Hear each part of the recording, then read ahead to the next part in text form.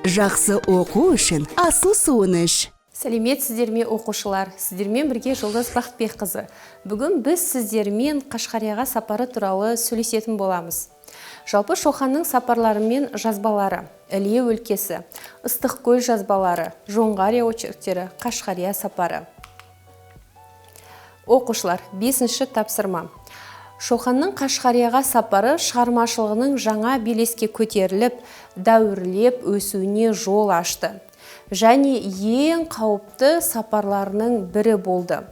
Олай дейтініміз, европалықтарға есігін тарс жапқан Қашқар елінде ұйғыр, дұнған, қырғыз ұлттарының қақтығыстары жүріп жатқан шақ еді.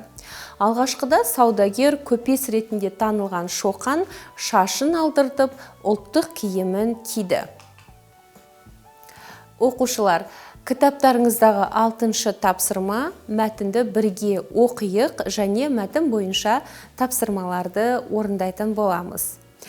Қашқария экспедициясына қатысушылардың бәрі көпті көрген адамдар. Олардың басым көпшілігі керуен жанында өмір бойы жүріп, елдер мен мемлекеттердің бағдарларын керемет жаттап үлгерген болатын деп жазды Шоқан Уәлиханов өзінің күнделігінде.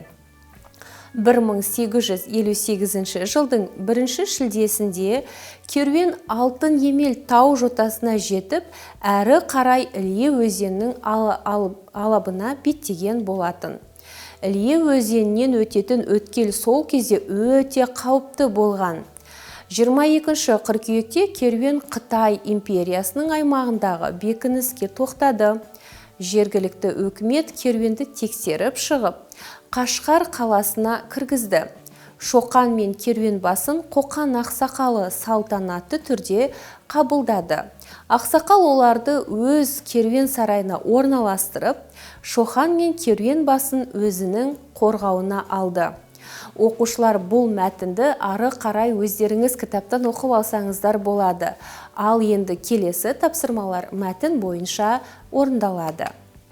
7-ші тапсырма мәтіндегі тірек сөздерді теріп жаз деген.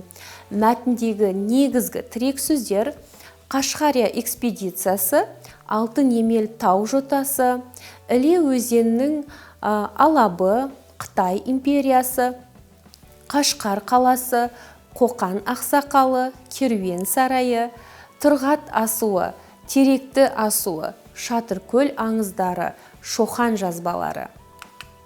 Оқушылар, келесі тапсырма, 10-шы тапсырма мәтін мазмұнына сәйкес жарнама жазыңыздар деген.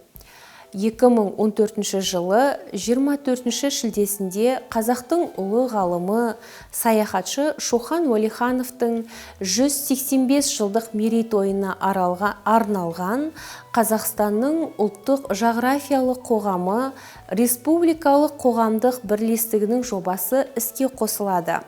Жобаға бір топ ғалымдар Шоқан Уәлихановтың Қашқария керуенмен сапарлаған жолы ізімен экспедицияға шықпақшы. Жобаға қатысам дейтін ғалымдарға есігіміз ашық. Экспедиция барысында жинақталған деректер бойынша бейнефильм түсіру де қолға алынбақшы. Қызықты сапарды бізбен бірге тамашалаңыздар. Егер жобаға қатысам десеңіздер, сілтеме бойынша өтініш қалдырсаңыздар болады. Оқушылар, біз бүгін Қашқарияға сапар деген тақырыппен таныстық және тақырып бойынша барлық тапсырмаларды бірге орындадық. Келесі кездескенше сау болыңыздар. Мидың белсенді жұмысы үшін күніне 1,5 литр су ішу керек. Жақсы оқу үшін асыл суыныш.